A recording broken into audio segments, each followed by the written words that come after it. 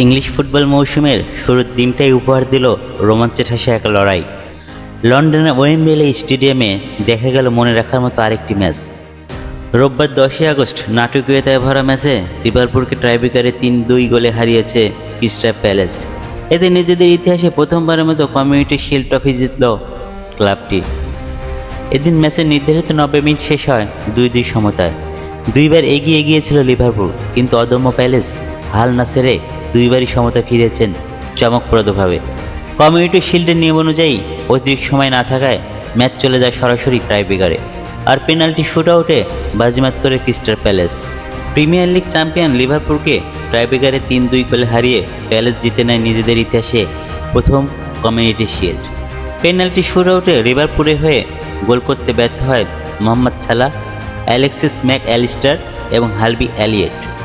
দুটি শটই ঠেকিয়ে দিয়েছেন প্যালেস গোলরক্ষক ডিন হেডারসন। ম্যাচের শুরুতেই স্মরণ করা হয় সড়ক দুর্ঘটনায় নিহত লিভারপুলের তারকা ডিয়েগো জোটা ও তার ভাই অ্যান্দ্রোকে। শুরু থেকে এদিন আক্রমণাত্মক খেলতে থাকেন লিভারপুল।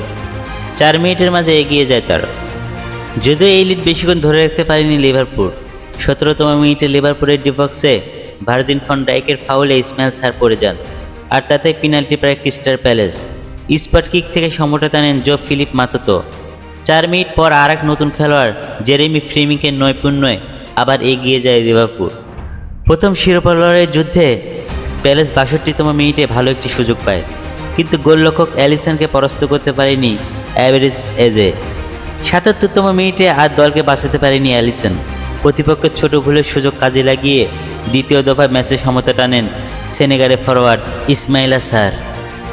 তবে শেষমেশ টাইব্রেকারে নিজেদের সামর্থ্যের প্রমাণ দিতে ব্যর্থ হয় লিভারপুল, আর তাতেই প্রথমবারের মতো কমিউনিটি শিল্ডের শিরোপা উঠে যায় ক্রিস্টাল প্যালেসের ঘরে। বাশার সবুজ, নেক্সট নিউজ 24।